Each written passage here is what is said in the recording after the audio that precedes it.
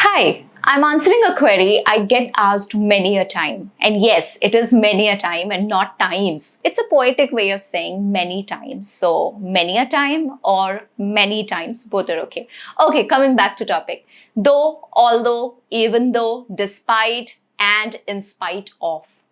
We are going to be talking about their usage and understand what exactly is different between these. What you may be using incorrectly, we're going to be correcting all those errors today. Now, first I need you to understand that all are used to show contrast. What is contrast? So here are a few examples. Contrast is big, small, rigid, flexible, fat, thin, tall, short.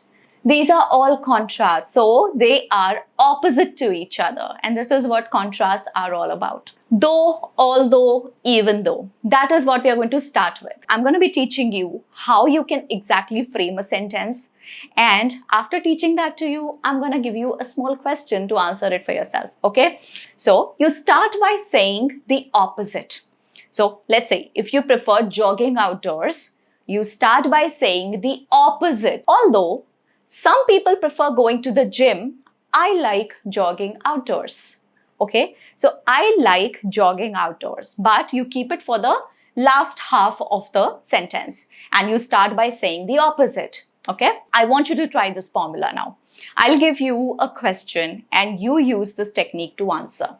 Okay, are you ready? Do you like tea or coffee for breakfast? Although some people prefer coffee for breakfast, I prefer tea early in the morning. Although or though, both of these are okay here. Formula for though, although, even though is very simple. First you say though, or you say although, or you say even though, and then you add subject and then the verb. Although it was raining, we decided to go for a walk. So, although plus the subject, which is it. It. Subject is the person doing the action. Okay. Subject is the person who's the doer, and object of the statement is the guy who's receiving the action. Okay. Just remember it simply. And it could be anybody. Person does not mean it has to be a human being. Okay. Although it was raining, we decided to go for a walk. So, although it is your subject here. Was raining is your verb. So, although plus subject plus verb. That's how you use although, or you use though, or you use even though. Although the movie received mixed reviews, I enjoyed it thoroughly. Although the movie received mixed reviews. So the movie is the subject here. Although plus subject. Received mixed reviews is the verb here. I enjoyed it thoroughly. Alright. Now, what you have to notice here is that after although you have the subject, then you have the verb, then you put a comma. Do not forget the comma. Okay, otherwise it will grammatically be incorrect. Put a comma and then comes the subject. Again, subject could be you in this case. I enjoyed it thoroughly. I is the subject plus the verb. So there's subject plus verb in the first half and subject plus verb in the second half after the comma. Now we've covered a couple of examples for although. What is the difference between although and though? There is rarely any difference. The only difference is that though can be used at the end of the sentence, but although can only be used in the beginning and in the mid of the sentence. So you can't end a sentence with although. Okay. Although they were on vacation, they continued to work on their personal projects. I can very well say, though they were on vacation, they continued to work on their personal projects. Okay, no difference whatsoever, none at all. Another difference between although and though is that though is slightly more informal. So you use though more in front of your friends or your family, people you're comfortable with. But although is more suitable for formal occasions. But that's a very small difference. Now, talk about even though. What is the difference between even though? Now, I will be taking up even though in just a bit, okay? Hang on. Let's first discuss what despite is all about. Where do you use despite? Despite is a little bit different from though, although. Despite or in spite of plus noun or gerund. When you use despite or you use in spite of, you place it right before a noun or a gerund. What is gerund?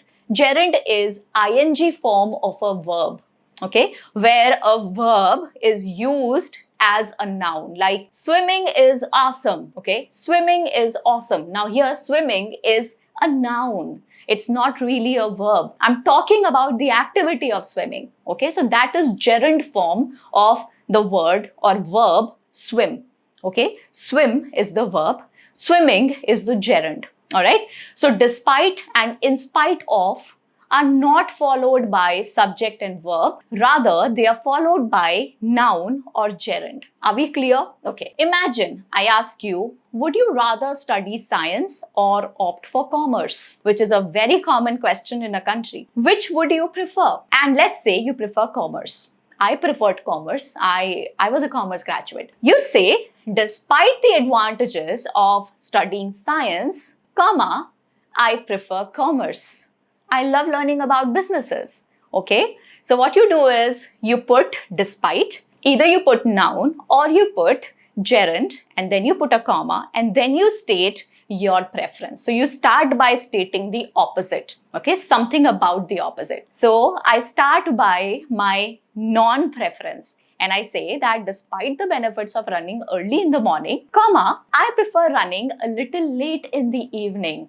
So here, as you can see, despite the benefits of running early. So I'm stating a noun here, benefits of running early in the morning. This is the noun here, okay? Next one, despite the calm of the countryside, I prefer living in the city. So I state the benefit of countryside and then I tell you my preference. So this is how you frame a sentence using despite. I hope you've practiced enough. And now if you ask me, what is the difference between despite and in spite of? There is no difference. You can very well use in spite of in any of these sentences that we just covered instead of using despite, okay? No difference at all. In spite of studying all night, she didn't do well on the test. Despite studying all night, she didn't do very well on the test. Okay, in spite of studying all night, I'm stating a contrast. She was studying all night, so she was supposed to get good grades, right? In spite of studying all night, she didn't do well on the test. So there is a contrast. She studied all night, but she could not do well. Okay, and now the same sentence could be framed exactly the same way using despite instead of in spite of. I went to work despite my fever. I went to work in spite of my fever. When you have fever, you're not supposed to go to work. So here's a contrast. Okay, I went to work despite my fever. Despite can be replaced in all the above. Okay, if you can see for yourself, there is absolutely no problem using despite instead of using in spite of. So this way I feel that despite could be a better option to use because it's just one word. In spite of is 3 words long. So again, it's your wish. Despite studying all night, she didn't do well on the test. I went to work despite my fever. I got to the meeting on time despite heavy traffic. Everywhere, despite and in spite of, both are okay. And as you can see, both can be used in the beginning or in the middle of the sentence. If you see in these 3 examples, some places it is despite or in spite of in the beginning. But in the other case, it is in the middle. Okay, but you do not use it towards the end. Okay, now coming back to though, although. Both can be used at the beginning or in the middle of the sentence. Remember that. Though, although. Both are okay to be used right in the beginning or in the middle of the sentence. No difference between them. Though is just a little more informal, like I had told you earlier. Okay.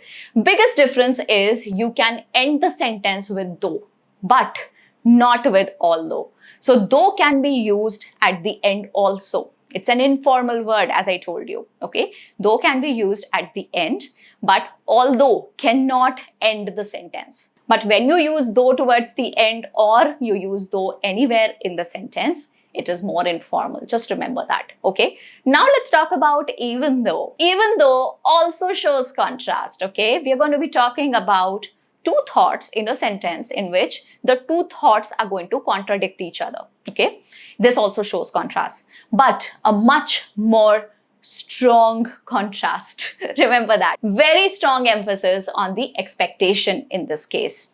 When I'm using the words even though, my expectation is very strong. And that you will see in the example that I'm going to be giving you. So you begin the sentence with an idea, but the second half of the sentence is very different from the expectation that the first half of the sentence had set for you.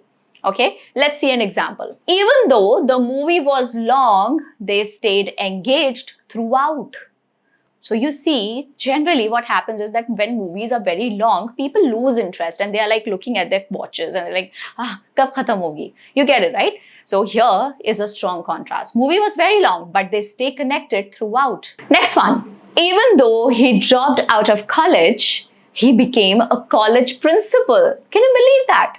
Somebody who's a dropout becomes college principal later. So here is a strong contrast, right? Even though she was allergic to eggs, she ate the full mayonnaise. Mayonnaise has eggs. It is just phita hua ande, okay?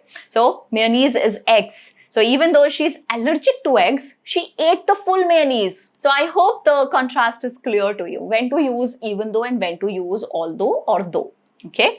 Now, despite and in spite of are exactly the same and are interchangeable. So use them whenever you want to use them interchangeably. Go ahead. There is no problem.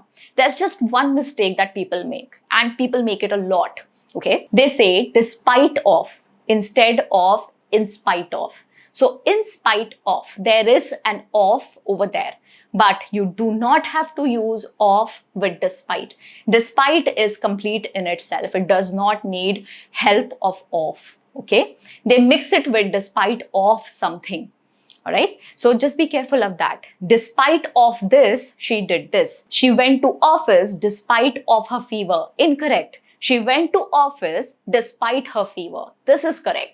No use of.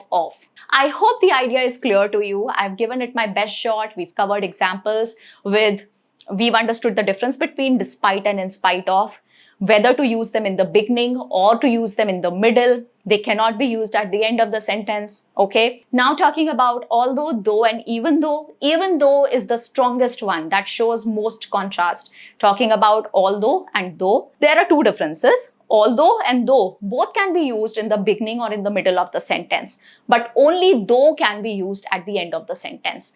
I think I'm done. Thank you very much for listening to me till here. Now I've got a PDF for you. Like always, we put in so much extra effort into creating these PDFs for you. Believe me, I'm personally involved in every single one of these. Please use them. Go ahead, download it, use it. It's for your help. Okay, just look at it when you're about to sleep. Just give it some thought and then you doze off in the bed. Okay, this is the purpose of it. I'll see you in the next video. Till then, you take care of yourself. Bye bye.